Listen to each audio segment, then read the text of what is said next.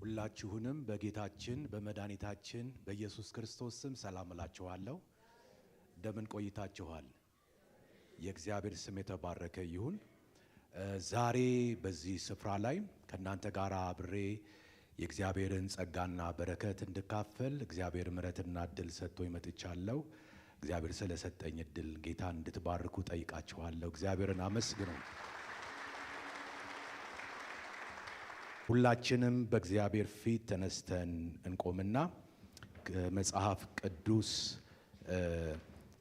የያዝን ሰዎች ዘጸአት ምዕራፍ 34 ላይ እንደዚሁም በኢዮብ 5:8 እና 9 ማርቆስ 16:17 እና 18 አንብበን ጸልየን ነው የምንቀመጠው። እግዚአብሔር እንዲናገረን በጌታ በኢየሱስ ስም አነባለሁ። ዘጸአት ምዕራፍ 34 ቁጥር 9 እና 10 አቤቱ በፊት ሞገስን አግኝቼ እንደሆነ ይህ አንገተ ደንዳና ሕዝብ ነውና ጌታዬ በመካከላችን ይሂድ፣ ጠማምነታችንና ኃጢአታችንንም ይቅር በለን፣ ለርስትህም ተቀበለን አለ። እርሱም አለው እነሆ እኔ ቃል ኪዳን አደርጋለሁ በምድር ሁሉ በአሕዛብ ሁሉ ዘንድ እንደርሱ ያለ ከቶ ያልተደረገውን ተአምራት በሕዝብ ፊት ሁሉ አደርጋለሁ።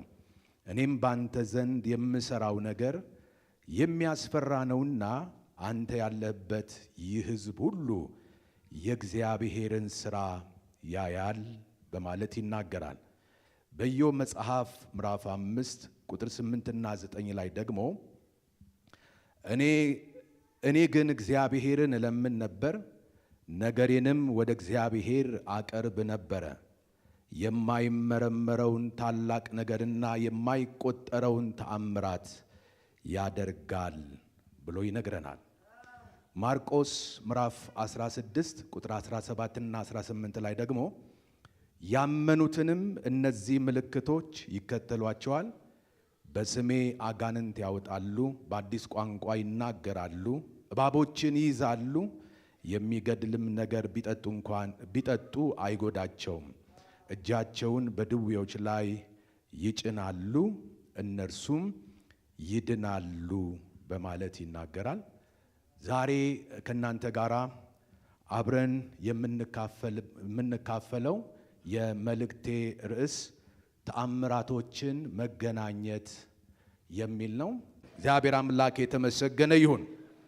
ተአምራቶችን መገናኘት የሚል ርዕስ ሰጥቼዋለሁ። አብዛኛውን ጊዜ ብዙ ሰው ከዚህ በፊት እግዚአብሔር በሕይወቱ ያደረገለትን ተአምራት ለሌሎች ለወዳጆቹ በአቅራቢያ ላገኛቸው ሰዎች ሲናገር ይደመጣል። ከዚህ በፊት በሕይወታችን የተደረጉ ተአምራቶችን መናገር እጅግ አስፈላጊ መልካም ነገር ቢሆንም ተአምራት ያለፈ ጊዜ ታሪክ ብቻ አድርገን የምናወራው ሳይሆን በየቀኑ በሕይወታችን የምንለማመደው መሆን አለበት። ምክንያቱስ ከተባለ ትላንት በሕይወታችን ውስጥ ተአምራትን ያደረገው እግዚአብሔር ዛሬም ሕያው ነው፣ የተአምራት ክንዱም አልደከመም። ይህ የምንኖርበት ዓለምም ዛሬ በሕይወታችን ውስጥ እግዚአብሔር ሲሰራ ሲያደርግ፣ የታሰሩትን ሲፈታ፣ የተሰበሩትን ሲጠግን፣ በጨለማ ውስጥ ያሉትን ነፃ ሲያወጣ ማየት ይፈልጋል። እግዚአብሔር ኤልሻዳይ ሁሉን የሚችል አምላክ በመሆኑም ታምራቶች ሁሉ ከእግዚአብሔር ሁሉን ቻይ ተፈጥሯዊ ባህሪ ውስጥ የሚወጡ በረከቶች ናቸውና እኛም በእግዚአብሔር ፊት በእምነት ስንቀርብ የማይቻሉና አይሆኑም ብለን የደመደምናቸው ነገሮች ላይ እግዚአብሔር ተአምራትን ያደርጋል። አሜን ለሚል ይሁንለት። የጌታ ስም የተባረከ ይሁን። እግዚአብሔር ወገኖቼ ሆይ ዛሬም በዚህ ስፍራ ላለነው ለእያንዳንዳችን የተአምራት እጁን ሲዘረጋ በሕይወታችን የማይቻለው የሚቻል ይሆናል። የተዘጉ በሮቻችን ይከፈታሉ። አይሆንም ብለን ተስፋ የቆረጥንበት ነገር ሁሉ ሆኖና ተፈጽሞ ተከናውኖ እናያለን። እግዚአብሔር የተአምራት እጆቹን ላንተ ይዘረጋልሃል፣ ላንቺም ይዘረጋል። እውነት ነው። ዛሬ እግዚአብሔር በሕይወቴ ላይ የተአምራት እጆቹን ይዘረጋልኛል የሚል ሰው ለእግዚአብሔር ለአምላኩ ክብር ያመጣል። የጌታ ስም የተባረከ ይሁን። ክብር ለመንፈስ ቅዱስ ይሁን። ወደ ዋናው ሐሳብ እንዲወስደን አንድ ጥያቄ ላንሳና በዚህ ጥያቄ ላይ ተመስርተን ልናገርበት ያሰብኩትን እግዚአብሔር በልቤ ያስቀመጠውን ነገር አነሳለሁ። ጥያቄው እንዲህ ነው። ለሰው ልጆች ተአምራት ለምን አስፈላጊ ሆነ የሚል ጥያቄ እናንሳና ለሰው ልጆች ተአምራት አስፈላጊ የሆነበትን ፈጠን ብዬ ከብዙ ምክንያቶች መካከል 5 ዋና ዋና ነጥቦችን ከናንተ ጋር ባለን ጊዜና ሰዓት ውስጥ ፈጠን ብለን የምንመለከት ይሆናል። የእግዚአብሔር ስም የተባረከ ይሁን። ተአምራት አስፈላጊ የሆነበትን ምክንያት ስንመለከት የመጀመሪያው ነጥቤ የእግዚአብሔር ሥራና ኃይል የሚገለጥበት መንገድ ስለሆነ ተአምራት እጅግ አስፈላጊ ነው። ሰው እግዚአብሔር ከሱ ጋር አብሮት መሆኑንና በሕይወቱ እየሰራ እንዳለ ለማወቅ ከእግዚአብሔር ዘንድ የተገለጠና የሚታይ ነገር መፈለጉ ተፈጥሯዊ ነው። የሰው ልጅ ይህንን መፈለጉና መራቡ ደግሞ ተፈጥሯዊ በመሆኑ በራሱ ምንም አይነት ችግር የለበትም። እግዚአብሔር ራሱን ያለ ምስክር የሚተው አምላክ ስላልሆነ እርሱን ለተራቡና ከልብ ለሚፈልጉት ሁሉ የተአምራት እጆቹን በመዘርጋት የማይቻል የተባለውን ነገር በማድረግ ከልብ ለፈለጉት ሁሉ እግዚአብሔር ክብሩን ገልጦ ያሳያቸዋል። እዚህ ቦታ ላይ የእግዚአብሔር ክብር በግል ሕይወታችሁ፣ በቤተሰባችሁ፣ በቢዝነሶቻችሁ ላይ በምታገለግሉት አገልግሎት ተገልጦ ማየት መሻታችሁ የሆነ ናፍቆታችሁ የሆነ የጸሎት ርዕሳችሁ የሆነ ሰዎች እግዚአብሔር እየተናገረ ነው። የተአምራት እጁ ይገለጣል። እግዚአብሔር ብዙዎቻችሁን በተአምራት ይባርካችኋል። በተአምራት ያሻግራችኋል። በተአምራት ነፃ ያወጣችኋል። በሕይወታችሁ ላይ ያልተጠባበቃችሁት ክብር ይገለጣል። አሜን ይሁን ለሚል ይሆንለታል። የጌታ ስም የተባረከ ይሁን። ክብር ለመንፈስ ቅዱስ ይሁን። በምሳሌ 8:17 ላይ እንዲህ የሚል እግዚአብሔር ቃል አለ። እኔ የሚወዱኝን እወዳለሁ፣ ተግተው የሚሹኝም ያገኙኛል በማለት ይናገራል። ጌታ የተባረከ ይሁን። ስለዚህ ወገኖቼ ሆይ እግዚአብሔር የታምራት አምላክ መሆኑን በእግዚአብሔር ቃል ውስጥ ሊያሳየን የሚችል ከመጽሐፍ ቅዱስ አንድ ታሪክ ላይ ሄደን እንመለከታለን። እግዚአብሔር የተመሰገነ ይሁን። በዮሐንስ ወንጌል መጽሐፍ ምዕራፍ 11 ከቁጥር 38 ጀምሮ ያለውን ታሪክ በጌታ በኢየሱስ ስም አነባለሁ። ታሪኩ የሚያወራው ስለ አንድ ቤተሰብ ነው። በዛ ቤተሰብ ውስጥ ደግሞ ማርያም፣ ማርታና አልዓዛር የሚባሉ ወንድምና እህትማማቾች በዛ ቤት ውስጥ ይኖራሉ። ያ ቤተሰብ ደግሞ በጌታ ዘንድ እጅግ የተወደደ ቤተሰብ እንደሆነ ታሪኩን እናንተ ታውቃላችሁ ብዬ አስባለሁ። የጌታ ስም የተባረከ ይሁን። ከዛ ይሄ ቤተሰብ በጌታ የተወደደ ቤተሰብ ድንገት ከመካከላቸው በጣም የሚወዱት ወንድማቸው ይልቁንም ደግሞ በጌታ የተወደደው አልዓዛር ወንድማቸው ይታመምና ሕመሙ እየጸናበት ሲመጣ ፈጥነው ሁለቱ እህትማማቾች ወደ ኢየሱስ ክርስቶስ የምትወደው አልዓዛር ወዳጃችን ምን ብሏል? ታሟል፣ ፈጥነ ድረስ የሚል መልእክት ሲልኩበት እንመለከታለን። ኢየሱስ ክርስቶስም የሚወደው አልዓዛር መታመሙን በሰማ ጊዜ ሰምቶ በዛው በነበረበት ስፍራ ላይ 2 ቀን ዘገየ ይላል። በዛ መዘግየት ውስጥ ደግሞ በአልዓዛር ሕይወት ላይ የነበረው ሕመም ጸንቶ አልዓዛርን መኖር ወደማይችልበት ምዕራፍ አሸጋገረው። አልዓዛር ሞተ። ከዛ በኋላ ተቀበረ። 3 ቀን ሆነው ጌታ ኢየሱስ ክርስቶስ ከዛ በኋላ ምን አደረገ? አልዓዛር ወደ ታመመበት መንደር ሲመጣ ነው የምናየው። የጌታ ስም የተባረከ ይሁን። ኢየሱስ ክርስቶስ ወደ ቢታንያ ሲመጣ አልዓዛር መታመሙን ነግረውት ሰምቷል። መሞቱን ግን አውቆ ነው የመጣው። እግዚአብሔር የተመሰገነ ይሁን። ስለዚህ ጌታ ኢየሱስ ክርስቶስ ሲመጣ ያ ቤተሰብ የሚወዱት ወንድማቸውን ቀብረው ከሞተ 4ኛ ቀን ሆኖታል። ከኔ ጋር ናቸው አይደለ? ከዛ በዚህ ሁኔታ ኢየሱስ ክርስቶስ ሲመጣ መምህሩ እንደመጣ በአካባቢው ላይ ተሰማ። እናም ኢየሱስ ክርስቶስ መጥቷል ብለው ወደ ቤት በሐዘን ተቀምጠው ላሉት ማርያምና ማርታ መናገር ጀመሩ ማለት ነው። እና ማርታ ፈጥና ወጣችና ጌታ ኢየሱስ ክርስቶስን እንዲህ አለችው፣ አንተ በዚህ ሆነ ቢሆን ኖሮ ወንድሜ ባልሞተ ነበረ ብላ በልቧ ውስጥ ያለውን ሸክም ስትናገር እናያለን። ይህ ማለት ታዲያ ምን ማለት ነው? ወንድሜ ለመሞቱ ተጠያቂው አንተ ነህ። በጊዜ ደርሰ ቢሆን ኖሮ ታሪክ ይቀየር ነበር፣ ወንድሜ እንዳይሞት ማድረግ ትችል ነበረ ብላ ተናገረች። በዚህ ንግግር ውስጥ እያሉ ታዲያ እንደገና ሌላኛዋ እህት ማርያም የኢየሱስ ክርስቶስን መምጣት ነግረዋት ፈጥና ተነስታ ሮጣ ሄደችና እንዲህ አደረገች። ወድቃ በእግሩ ላይ ጌታ ኢየሱስ ክርስቶስን እንዲህ አለችው፣ ጌታ ሆይ ወንድሜ ሞቷል፣ አንተ በዚህ ብትሆን ኖሮ ወንድሜ አይሞትም ነበር እያለች ለወንድሟ ያላትን ፍቅር ለኢየሱስ ክርስቶስ ስትናገር እናያለን።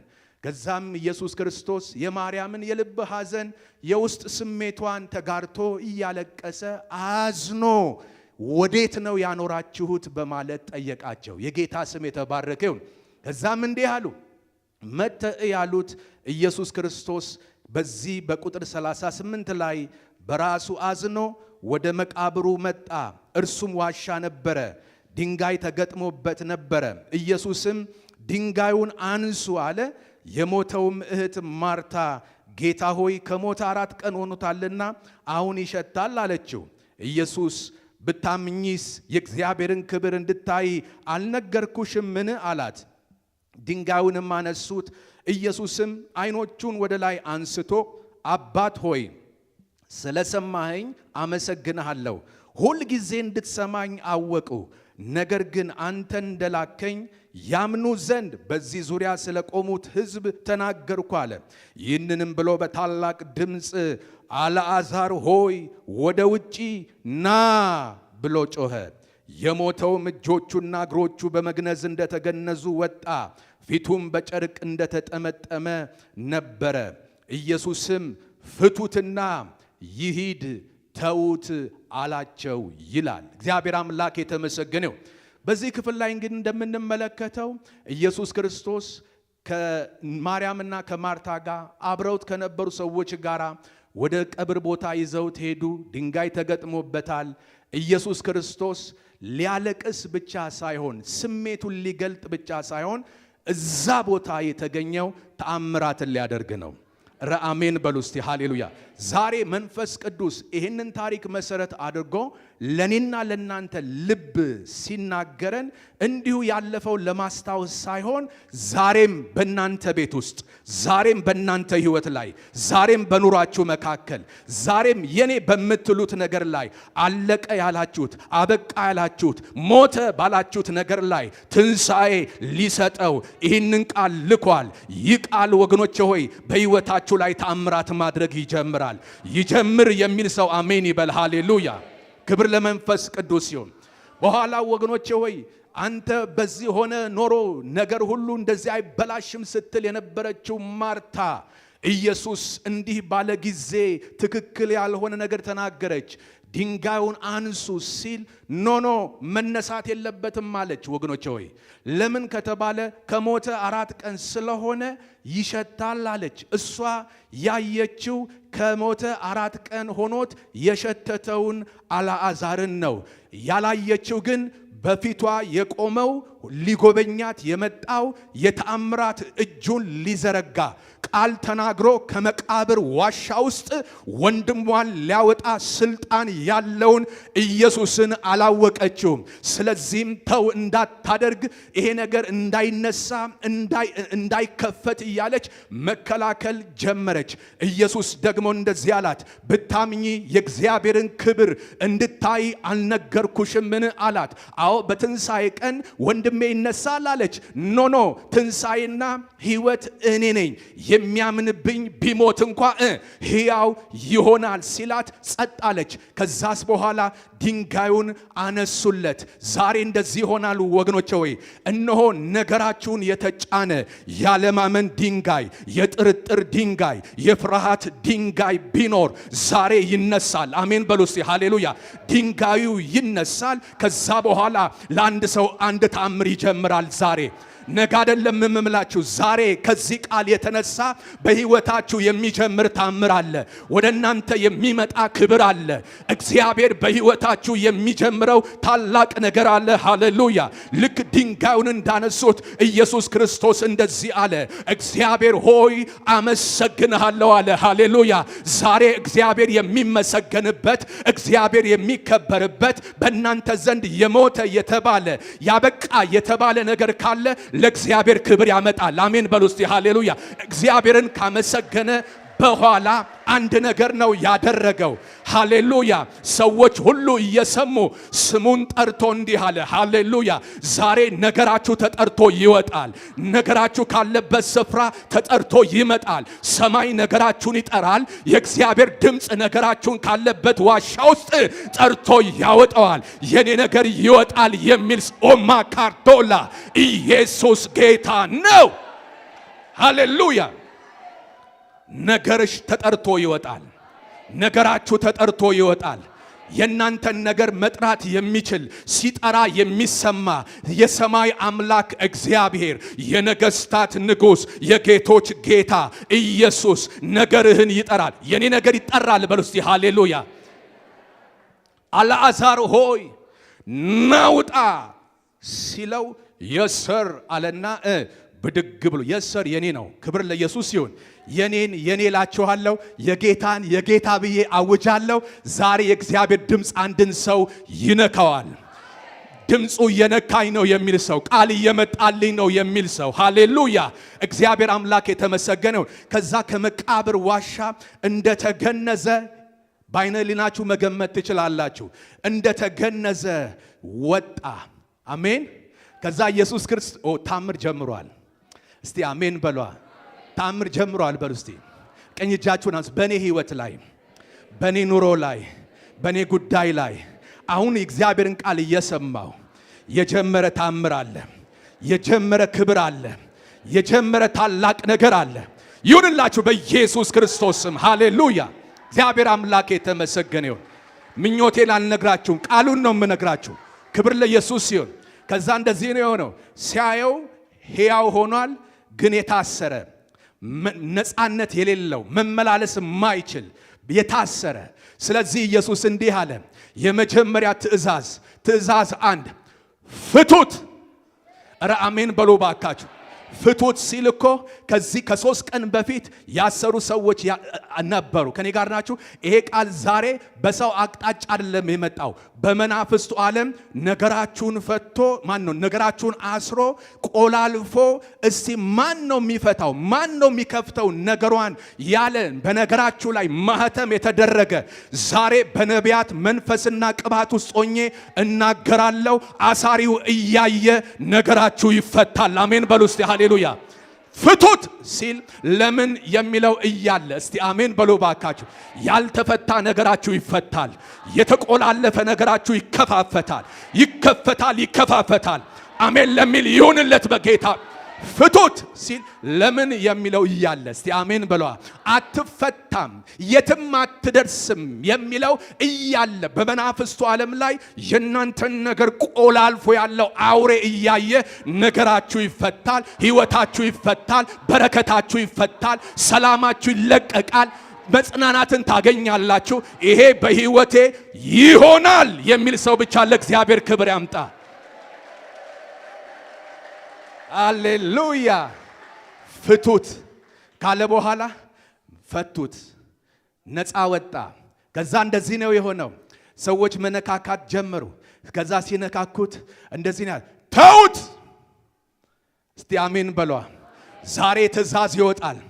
የሚነካካችሁ የጨለማ እጅ ካለ፣ ስውር እጅ ካለ፣ እየነካካ ያስለቀሳችሁ ካለ፣ እየነካካ ያቆሰላችሁ ካለ፣ እየነካካ ሰላማችሁን የወሰደ ካለ፣ እየነካካ ወገኖቼ ሆይ እንዳታልፉ መንገዳችሁን የያዘው አሰራር ላይ ይሄ የስልጣን ቃል እንዲህ ሲል መጥቷል። ተወው። ሃሌሉያ። ተዋት። ሃሌሉያ። እግዚአብሔር አምላክ የተመሰገነው። ከዛስ በኋላ ሶስተኛው እንደዚህ ነው፣ ይሂድ። አሜን በሏ። ቃሉ ከማን የወጣው? ከኢየሱስ አንደበት ነው። ይሂድ ብሎ አንተን የሚያቆም ምንም አይነት ኬላ የለም፣ ምንም አይነት ባውንደሪ የለም፣ ምንም አይነት ገደብ የሚባል ነገር የለም። አልፋችሁ እንዳትሄዱ በተለያየ ነገር በተለያየ እንቅፋት መንገዳችሁ የተያዘባችሁ ሰዎች ይሄ ቃል ለእናንተ ነው። ይሂድ። ሃሌሉያ። ትሂድ። ሃሌሉያ። እሄዳለሁ የሚል ሰው ይብለጠኝና አሜን ይበል። ሃሌሉያ። ክብር ለኢየሱስ ይሆን። ከዛ ይሄ ተአምር ሆነ። ዛሬ የእግዚአብሔር ቃል መጥቷልና ከዚህ ቃል የተነሳ ነገራችሁ ተፈቶ እየነካካ የሚያስጨንቃችሁ ነገር ተከልክሎ፣ እስቲ አሜን በሏ። መሄድ የምትችሉበት መንገድ ተለቆላችሁ ብዙዎቻችሁ እግሮቻችሁ በቀና ጎዳና ላይ ይራመዳሉ። ሃሌሉያ። ከዚህ ስትወጡ ወገኖች ሆይ ብዙ ታላላቅ ነገር በሕይወታችሁ የምትሰሙ ሰዎች አላችሁ። ሰርፕራይዝ የምትደረጉ ሰዎች አላችሁ። ሰማይ ሰርፕራይዝ የሚያደርጋችሁ። ሃሌሉያ፣ ሃሌሉያ፣ ሃሌሉያ። አሜን ለሚል ይሁንለት በጌታ በኢየሱስ ክርስቶስ ስም። ሃሌሉያ። እግዚአብሔር አምላክ የተመሰገነ ይሁን። ክብር ለመንፈስ ቅዱስ ይሁን። እንግዲህ ይሄ ታሪክ የሚያሳየን ወዳጆቼ እግዚአብሔር በዘመናት ሁሉ የተፈጥሮን ደንብ የሚሸሩ ታምራቶችን በኃይሉ ማድረግ የሚችል አምላክ መሆኑን ሲሆን ዛሬም በሕይወታችሁ አይሆንም የተባለና ተስፋ የተቆረጠበት ነገሮቻችሁ ላይ እግዚአብሔር እንደ ቃሉ የታምራት እጁን ይዘረጋል። አልዓዛርን ከመቃብር ውስጥ ጠርቶ እንዲወጣ እንዲሁም እንደወጣ ሁሉ እንዲሁም በእያንዳንዳችሁ ሕይወት ላይ የሞተ ነገራችሁ ከተቀበረበት ዋሻ ውስጥ የሚያወጣ የእግዚአብሔር የተአምራት ኃይል ነገ አይደለም እላችሁ፣ አሁን እዚህ ጋር ቃሉን እየሰማችሁ ኃይል ትቀበላላችሁ። ኃይል እቀበላለሁ የሚል ሰው አሜን ይበል። ሃሌሉያ። ነገራችሁ ከመቃብር ዋሻ ውስጥ ይወጣል። እስቲ አሜን በሉ። ሃሌሉያ። ለእናንተ ሰማይ ያዘጋጀው እናንተ ጋራ የነበረ በጉልበተኛዎች በጨካኞች እጅ የተቀማችሁት የተነጠቃችሁት ምርኳችሁ በተአምራት ክብርና ኃይል ምርኮ ይመለሳል። እንዲህ ትላላችሁ፣ ምርኮ ፈጠነ ብዝበዛም ቸኮለ ተብሎ እንደተጻፈ ዛሬ ወደ እናንተ የሚቸኩል ነገር አለ። ወደ ቤታችሁ የሚቸኩል ነገር አለ። ክብር ይቸኩላል። ሃሌሉያ። በረከት ይቸኩላል። ጤንነታችሁ ይቸኩላል። ዘገየ ያላችሁት ራቀ ያላችሁት ነገር ዛሬ እግዚአብሔር ተናግሯልና ፈጥኖ እጃችሁ ይገባል። ይህን ቃል የሚወስድ ሰው ካለ አሜን ይበለኝ። ሃሌሉያ። እግዚአብሔር የተመሰገነ ይሁን። ክብር ለመንፈስ ቅዱስ ይሁን። ስለዚህ ወገኖቼ በአልዓዛር ሕይወት የተከናወነው ይሄ ተአምራት ያለፈ ታሪክ ብቻ ሳይሆን እግዚአብሔር እስቲ እግዚአብሔር በሉ ባካችሁ ዛሬም በሕይወታችን ውስጥ የሚሰራ አምላክ ለመሆኑ ማሳያ ማስረጃችን ነው። ክብር ለኢየሱስ ሲሆን የእግዚአብሔር ቃል በዕብራውያን መጽሐፍ ምዕራፍ 13 ቁጥር 8 ላይ ሁላችንም እናውቀዋለን ብዬ አስባለሁ። እኔ ለውና ከዛ በኋላ ሁላችንም ይህን ቃል በሕይወታችን ላይ እናወጃለን። ኢየሱስ ክርስቶስ ትላንትና ዛሬ እስከ ለዘላለም ያው ነው ይላል። አሜን። እስቲ ቀኝ እጃችሁን አንሱና ይህን ቃል እናውጅ። ኢየሱስ ክርስቶስ ትላንትና ዛሬ ለዘላለም ያው ነው። እንደገና ኢየሱስ ክርስቶስ ትላንትና ያው ነው። ለመጨረሻ ኢየሱስ ክርስቶስ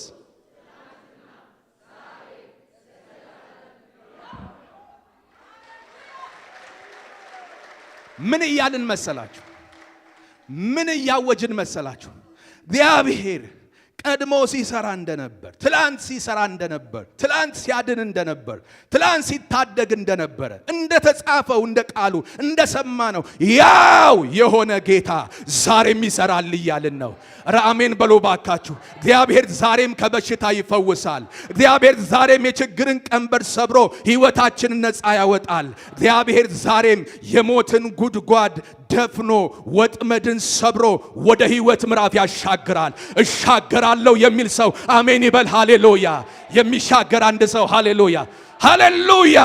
ክብር ለመንፈስ ቅዱስ ይሁን። ሁለተኛ ተአምር ለምን አስፈላጊ ሆነ? ተአምራቶች የሰውን እምነት የሚያነሳሱ ናቸው። አሜን። ክብር ለኢየሱስ ይሁን። ማቴዎስ 9 ከቁጥር 20 ጀምሮ እግዚአብሔር ቃል እንዲህ ይላል። እነሆም ከ12 ዓመት ጀምሮ ደም የሚፈሳት ሴት በኋላው ቀርባ የልብሱን ጫፍ ዳሰሰች። በልቧም ልብሱን ብቻ የዳሰስኩ እንደሆነ እድናለሁ ትል ነበረችና፣ ኢየሱስም ዘወር ብሎ አያትና ልጄ ሆይ አይዞሽ፣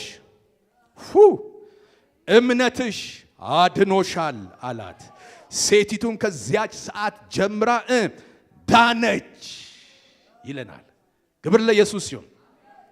ይህች ሴት ፈውስን ያገኘችበት መንገድ በአጭር ቃል ተአምር የሚያስብል ነው።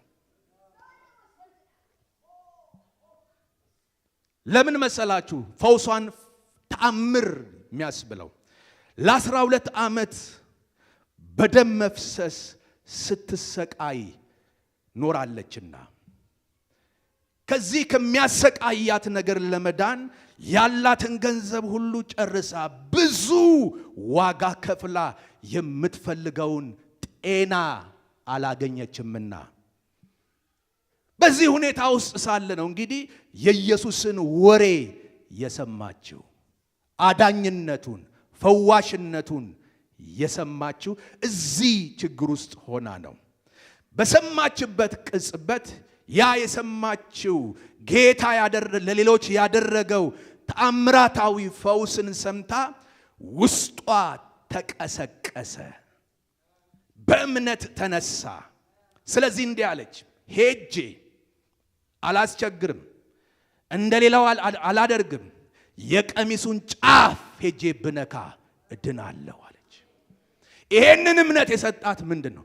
ስለ ኢየሱስ የሰማችው ነገር ነው። ክብር ለጌታ ይሁን። ከዛ ምንድን ያደረገችው? ሄጄ የልብሱን ጫፍ ብነካ እድናለሁ ብላ በልቧ አስባ ወስና ኢየሱስ ወዳለበት ስፍራ መጣችና ከበስተኋላ የልብሱን ጫፍ ምን አደረገችው? ነካችው። አሜን። ወዲያው ምን ሆነ? ከኢየሱስ የፈውስ ኃይል ወጣና ለ12 ዓመት ሙሉ ያስጨነቃትን የደሟን ምንጭ አደረቀው። ዛሬ የሚደርቅ ምንጭ አለ። የሚደርቅ የእንባ ምንጭ አለ። የመከራ ምንጭ አለ። የስቃይ ምንጭ አለ።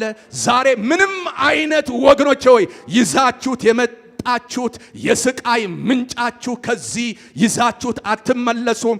የእግዚአብሔር ቃል የታመነ ነው። ኢየሱስ የታመነ ነው። ዛሬም ከምንጩ ይደርቅላችኋል። አሜን ለሚል ይሁንለት በጌታ በኢየሱስ ስም። ክብር ለጌታ ይሁን። ስለሆነም በሰው ሕይወት የተከናወኑ ተአምራቶች ፈውስን ለመቀበል በሌሎች ልብ ላይ መነሳሳትን ይፈጥራሉ። ሰዎችን ወደ ክርስቶስ ያቀርባሉ። ሰዎች ወደ ክርስቶስ ቀርበው ካሉበት ችግር ነፃ እንደሚወጡ እርግጠኝነትን በውስጣቸው የሰሙት ተአምራት ይፈጥራሉ። ከዛስ በኋላ በዚህ ተነሳሽነት በእግዚአብሔር ፊት የተገኙ ሰዎች መካከል የፈውስ ቅባት መለቀቅ ይጀምራል። ጌታ ይመስገን። ይሄ ሲሆን አገልጋዩ እዚህ ቆሞ እስኪናገር አይጠብቁም። አሜን። ስማችሁ እስኪጠራ አትጠብቁም። በዚህ መንፈስ ከመጣችሁ እዛ ጋር የሚነካችሁ ኃይል አለ። ኧረ አሜን በለዋ። አጨብጭቡ ለዚህ ቃል። ተአምራት ለምን አስፈላጊ ሆነ? ሶስተኛው ምክንያት ለእግዚአብሔር ስም መከበር ምክንያት ስለሆነ። በዮሐንስ ወንጌል ምዕራፍ 2 ከቁጥር 1 እስከ 11 ላይ እግዚአብሔር ቃል እንዲህ ይላል። በሶስተኛው ቀን በገሊላ ቃና ሰርግ ነበረ። የኢየሱስም እናት በዚያ ነበረች። ኢየሱስም ደግሞ ደቀ መዛሙርቱን ወደ ሰርጉ ታደሙ። የወይን ጠጅ ባለቀ ጊዜ የኢየሱስ እናት የወይን ጠጅ እኮ የላቸውም አለችው። ኢየሱስም አንቺ ሴት ከአንቺ ጋር ምን አለኝ? ጊዜ ገና አልደረሰም አላት ይላል።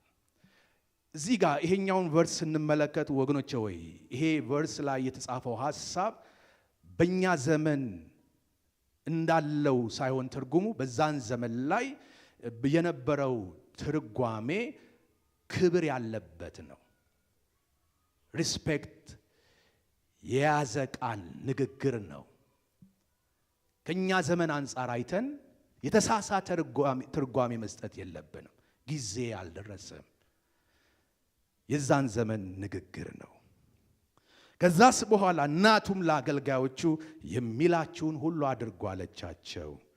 አይሁድም እንደሚያደርጉት የማንጻት ልማድ 6 የድንጋይ ጋኖች በዚያ ተቀምጠው ነበር። እያንዳንዳቸውም 2 ወይም 3 እንስራ ይዙ ነበረ። ኢየሱስም ጋኖቹን ውሃ ሙሏቸው አላቸው። እስከ አፋቸው ሙሏቸው አላቸው። እስከ አፋቸው ሞሏቸው። አሁን ቀድታችሁ ለአሳዳሪው ስጡት አላቸው። ሰጡትም። አሳዳሪውም የወይን ጠጅ የሆነውን ውሃ በቀመሰ ጊዜ ከወዴት እንደመጣ አላወቀም። ውሃውን የቀዱት አገልጋዮች ግን ያውቁ ነበረ። አሳዳሪው ሙሽራውን ጠርቶ ሰው ሁሉ አስቀድሞ መልካሙን የወይን ጠጅ ያቀርባል፣ ከሰከሩም በኋላ መናኛውን። አንተስ መልካሙን የወይን ጠጅ እስካሁን አቆይተሃል አለው። ኢየሱስ ይህን የምልክቶች መጀመሪያ በገሊላ ቃና አደረገ፣ ክብሩንም ገለጠ፣ ደቀ መዛሙርቱን በእርሱ አመኑ ይለናል። ኢየሱስ በገሊላ ቃና ሰርግ ላይ ተገኝቶ ያደረገውን ተአምራት ያስገኛቸውን ውጤቶችን እንመልከት። ከዚህ ተአምራት የተነሳ በዛ ፕሮግራም ላይ የተከናወነው ነገር ምንድነው? ሰርጉን ያዘጋጀውን ቤተሰብ ከሀፍረትና ከጭንቅ ከውርደት ታድጓል። ምክንያቱም ሰርግ ነው፣ እድምተኛው ብዙ ነው። የተዘጋጀው ደግሞ መሃል ላይ ደርሶ ምን ሆነ? አለቀ። ከተስተናገደው ይልቅ ገና መስተንግዶ የሚጠብቀው ይበልጣል። እዛ ቦታ ላይ ኢየሱስ መገኘቱ አይገርምም? ሃሌሉያ! ከጉድ አወጣቸው፣ ከውርደት አወጣቸው። ዛሬ ወገኖቼ ሆይ በሕይወታችሁ ላይ እንዲህ አይነት አጣብቅኝ ውስጥ የገባችሁለት ችግር ምን አለ? ላፍርን ነው፣ ልዋረድ ነው፣ አሳልፈ አትስጠኝ የሚል ጩኸት ጮኻችሁ ወደዚህ የመጣችሁ ስንቶቻችሁ ትሆኑ? በገሊላ ቃና የሰርግ ቦታ ላይ ታድሞ የነበረው ኢየሱስ ዛሬ እሱ በተገኘበት በዚህ ጉባኤ እናንተን እድምተኛ እንድትሆኑ የጠራችሁ ከፈራችሁት ሊያድናችሁ ነው። ከገባችሁበት ሊያወጣችሁ ነው። ከስጋት ሊገላግላችሁ ነው። አንድ ሰው ይቅደመኝና አሜን ይበል። ሃሌሉያ! ክብር ለኢየሱስ ይሁን። ከዛስ በመገኘቱ ይሄ ሆነ። ለታዳሚዎቹ የተሻለ ነገር እንዲቀርብ ማድረግ ቻለ። ኢየሱስ ተአምር ከማድረጉ በፊት የቀረበው ነገር መናኛ ነው። ከኔ ጋር ናችሁ? በጣም ሲወዳደር የኢየሱስ ነው የበለጠው። ሰው ሁሉ የተነጋገረው በኋለኛው ነው። ዛሬ አንድ ነገር ይሆናል። ትውልድን የሚያነጋግር፣ ቤተሰብን የሚያነጋግር፣ ጎረቤትን የሚያነጋግር፣ በመስሪያ ቤት የሚያነጋግር፣ ጣዕም ያለው ደስታ የሚሰጥ ውበት የተላበሰ ሞገስ የተቀባ የእግዚአብሔር ክብር ያገኛቸዋል። አሜን በሉ እስቲ። ክብር ለኢየሱስ ይሁን። ከዛስ በኋላ ደቀ መዛሙርቱም ይሄንን በማድረጉ ምክንያት በኢየሱስ ክርስቶስ ላይ ያላቸው እምነት ጨመረ። እንኳንም ተከተል ነው። እንኳንም ጠራን፣ እንኳንም ያለንን ነገር ጥለን ሕይወታችንን ሰተን መከተል ጀመርን ያሉ ይመስለኛል። ዛሬ እንደዚህ ይሆናል። አሜን በሉ ባካችሁ። ጌታን በመከተላችሁ ወገኖች ሆይ ጌታን ታከብራላችሁ። ሳይገባችሁ መከተል የጀመራችሁ ከዚህ በኋላ ለምን እየተከተላችሁት እንደሆነ እግዚአብሔር መረዳትን ይጨምርላችኋል፣ ታምር ያደርግላችኋል። አሜን ለሚል ይሁንለት በጌታ በኢየሱስ ስም። ክብር ለመንፈስ ቅዱስ ይሁን። ታምራት ያስፈልጋል የሚል ሰው እስቲ ታምራት ያስፈልጋል እኔ እፈልጋለሁ የሚል ሰው አካባቢውን አትስሙ ወገኖች ሆይ፣ ጎረቤት አትስሙ፣ አየሩ ላይ የሚጮኸውን ጩኸት አትስሙ። መጽሐፍ ቅዱስ የሚለውን ስሙ። ተአምር ያስፈልገናል። እስቲ ተአምራት ያስፈልገኛል በሉ እስቲ። ኦኬ፣ ተአምራት አስፈላጊ የሆነበትን አራተኛ ምክንያት ላንሳ። አንድ ቀርቶኛል። 5 ካልኩኝ 5 ነገር ብቻ ነው የምናገረው። 55 ካልኩ ደግሞ 55 ነው የምናገረው። ጌታ የተባረከ ይሁን። ጌታ ይባረክ። አምስተኛው የእግዚአብሔርን መንግስት ለማስፋት ይጠቅማል። ተአምራቶች ለወንጌል ስርጭት፣ ለቤተ ክርስቲያን ተከላ እጅግ አስፈላጊዎች ናቸው። በተአምራት የታጀበ አገልግሎት የነፍሳት መዳንን ያመጣል። ሰዎች ከጨለማው መንግስት ስራት ነፃ ይወጣሉ፣ ወደ እግዚአብሔር መንግስት ይፈልሳሉ። አሁን ባለንበት ዘመን በስቶ የምናየው ከጨለማው መንግስት ብርሃን ወደ ሆነው የእግዚአብሔር መንግስት መፍለስ አይደለም። በብዛት እየተመለከትነው ያለው ነገር ምንድነው? ከቤተ ክርስቲያን ወደ ቤተ ክርስቲያን መፍለስን ነው። ተአምራቶች በመካከላችን ሲሆኑ የሚድኑ አዳዲስ ነፍሳት በላያችን ይጨምራሉ። ደግሞም የቤተ ክርስቲያንን ፍልሰት ምን ያደርጋል? ይቀንሳል። ማስቆም ላይቻል ይቻል ይሆናል፣ ግን ይቀንሳል። እስቲ አሜን በሏ። እስቲ አሜን። ክብር ለጌታ ይሁን። እሺ፣ በሐዋርያ ሥራ መጽሐፍ ምዕራፍ 1 ቁጥር 6 ላይ እንዲህ ይላል፣ እነርሱም በተሰበሰቡ ጊዜ ጌታ ሆይ በዚህ ወራት ለእስራኤል መንግስትን ትመልሳለህን ብለው ጠየቁት። እርሱም አብ በገዛ ስልጣኑ ያደረገውን ወራትና ዘመናትን ታውቁ ዘንድ ለእናንተ አልተሰጣችሁም።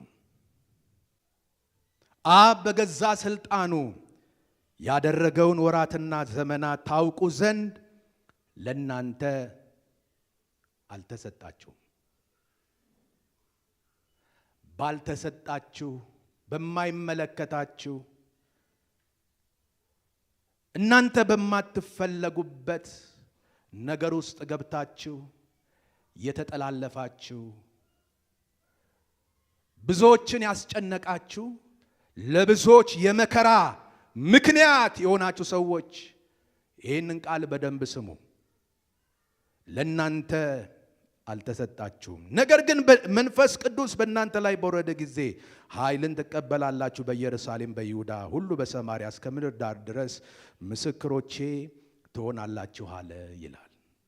ይህ ክፍል ባጭሩ ጌታ ኢየሱስ ክርስቶስ ከሙታን ተነስቶ 40 ቀን በምድር ላይ ከታየ በኋላ የመጨረሻዋ ወደ አብ ከማረጉ በፊት የጠራቸውን ሐዋርያ ብሎ የሰየማቸውን ስልጣንና ኃይልን ሰጥቶ ከተልእኮ ጋራ በጨለማው መንግስት ላይ የእግዚአብሔርን መንግስት እንዲያሰፉ ለመንግስቱ መርጦ የሾማቸው ሰዎች መጨረሻ ላይ ደብቀው ያስቀመጡትን ካርድ ሲመዙ ነው የምናየው።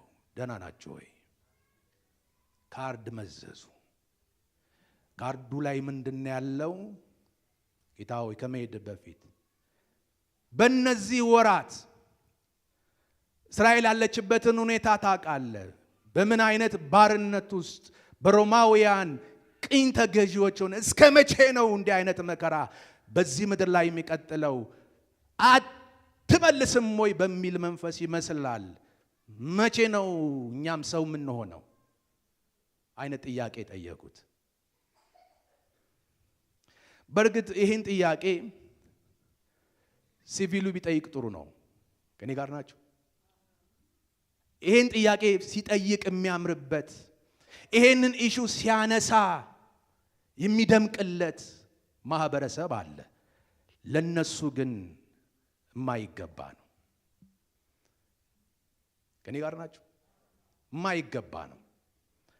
ለእግዚአብሔር ሰውነት ለተጠሩበት ጥሪ ዘረኝነት ውስጥ፣ ቋንቋ መከፋፈል ውስጥ፣ ፖለቲካ ውስጥ ገብቶ መዳከር እነሱን የማይመጥን ነገር ነው።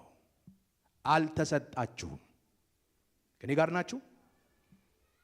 ለናንተ አልተሰጣችሁም ሲል ለነሱ የተሰጠ ነገር አለ። ሰማይ እነሱ እንዲሰሩት የሰጣቸው ስራ አለ። ወገኖቼ እዚህ ጉባኤ መካከል እግዚአብሔር ፈቅዶላችሁ በፖለቲካው ዓለም ላይ ህዝብ እንድታስተዳድሩ፣ ህዝብ እንድታገለግሉ በዛ አቅጣጫ የጠራችሁ ሰዎች እናንተን አይመለከትም። እንደኔ ግን ፓስተር ተብሎ ተጠርቶ ፖለቲካ ውስጥ ገብቶ፣ ቋንቋ ውስጥ ገብቶ፣ ዘር ውስጥ ገብቶ፣ ጎሰኝነት ውስጥ ገብቶ መብካት ተገቢ አይደለም ወገኖቼ ሆይ። እስቲ አሜን በሉ።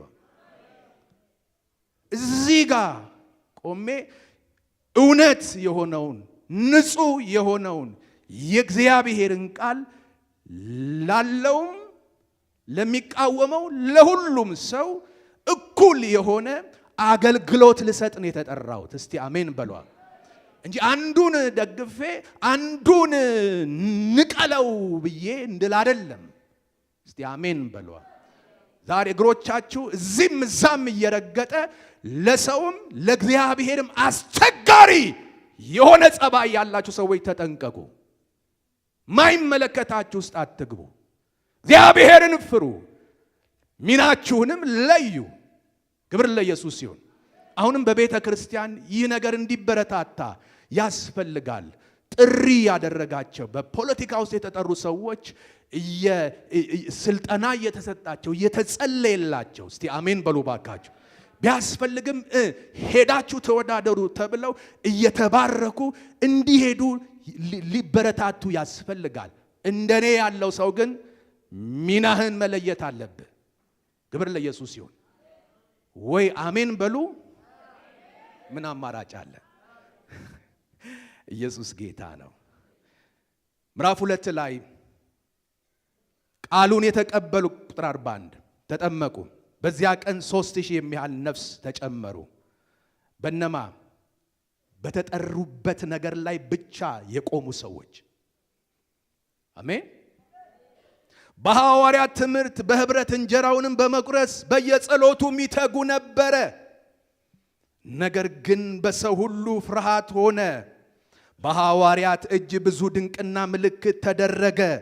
ያመኑትም ሁሉ አብረው ነበሩ ይላል።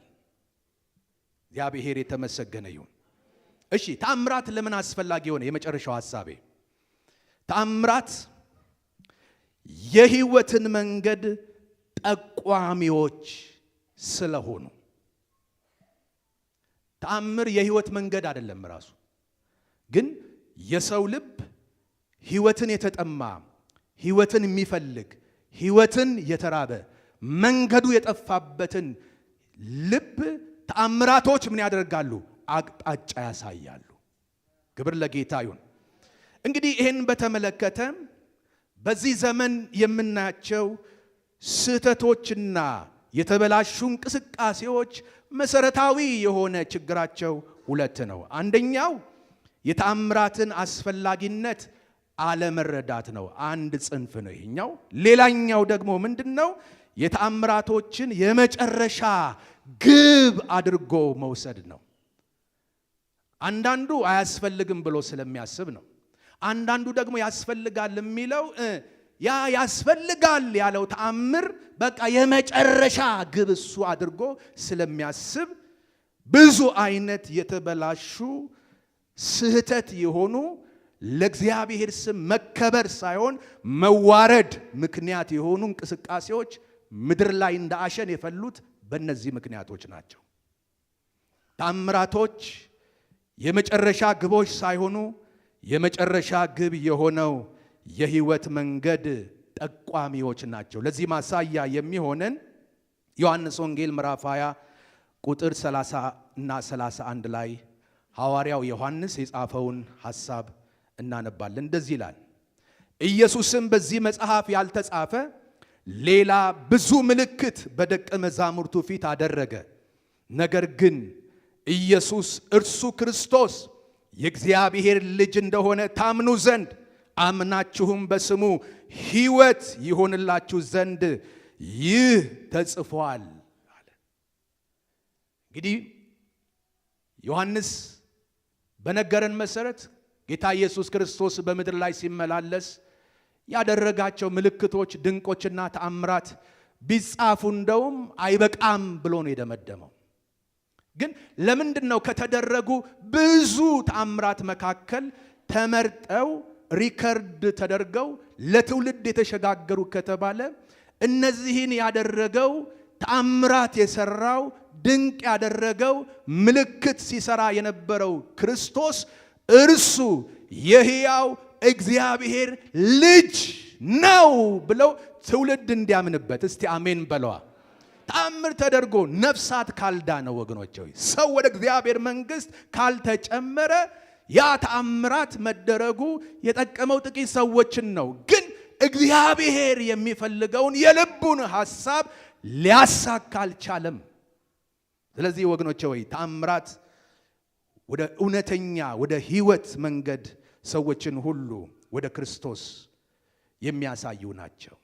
እስቲ አሜን በሏ። ይሄ የጠፋባቸው ሰዎች ብድግ ብሎ ታምር ያስፈልጋል የሚሉ ሰዎች እነሱ ፈዋሽ፣ እነሱ ምልክት አድራጊ፣ እነሱ ነፃ አውጪ፣ እነሱ ምን ሆነው በቃ እነሱ